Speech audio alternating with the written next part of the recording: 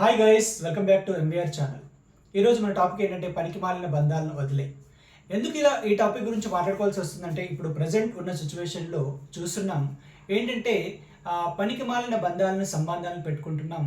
ఎలా అంటే ఒక స్టూడెంట్ చూస్తుంటే వాడు ఒక ఏజ్కి వచ్చేసరికి వాడికి ఫ్రెండ్షిప్ పెరిగిపోతుంది. ఫ్రెండ్షిప్ పెరిగిపోయి ఏమవుతుందంటే వాడున్న వాల్యుబుల్ టైం అంతా వేస్ట్ చేసుకుంటూ అటు ఇటు తిరుగుకుంటూ ఏదో టైంపాస్ అవుతుంది.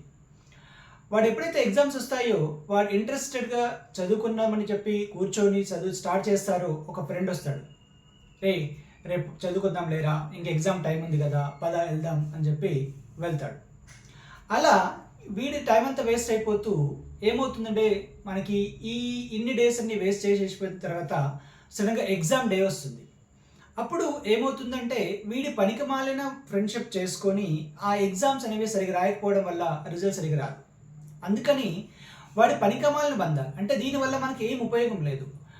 అదే కనుక వాళ్ళిద్దరు కనుక ఫ్రెండ్స్ బాగా చదువుకుంటే వాళ్ళకి మంచి మార్కులు వస్తాయి, మంచి నాలెడ్జ్ వస్తుంది, వాడి జీవితం బాగుపడుతుంది.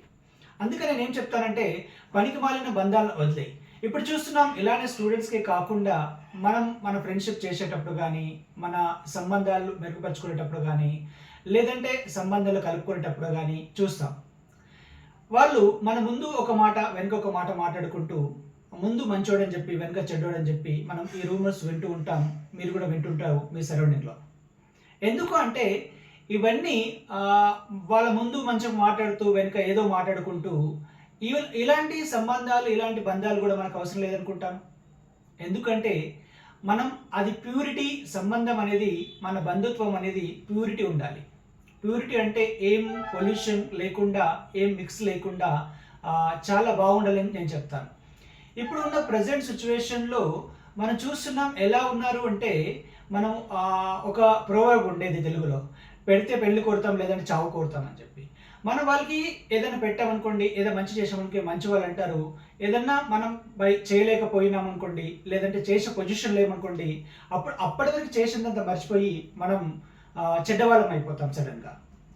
ఓకే, ఇలాంటి సందర్భాలు ఎందుకు వస్తున్నాయంటే చాలా ఇప్పుడు చూస్తున్నాం. డబ్బు అవసరం ఉన్నప్పుడు డబ్బు తీసుకొని అంటే వాళ్ళ అవసరాలు తీరిన తర్వాత డబ్బు తీసుకునేటప్పుడు ఎంతైతే ప్రేమ ఉంటుందో డబ్బు ఇచ్చేటప్పుడు ఉండట్లేదు. అందుకని నేనేం చెప్తానంటే పనికి మాలిన బంధాలను వదిలేయి. అంటే మనకి ఆ రోజు మనకు ఉంటే కనుక తిను, లేదంటే ఉపవాసం ఉండు, వస్తువులు ఉండాలి. కానీ అనవసరంగా పనికి మాలిన బంధాలను పెంచుకున్నాం అనుకో, అది మన జీవితానికి ఎంతో వ్యర్థం, లేదంటే జీవితానికి చాలా ప్రాబ్లం తెస్తుందని చెప్తాను. Thank you. Will meet some other video.